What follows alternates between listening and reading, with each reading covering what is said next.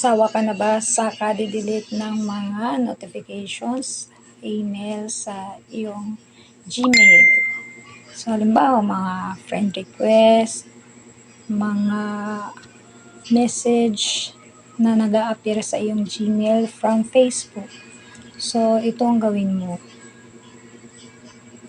Pumunta lamang sa iyong Facebook account at i-click ang iyong profile. Click settings. Then, scroll pababa.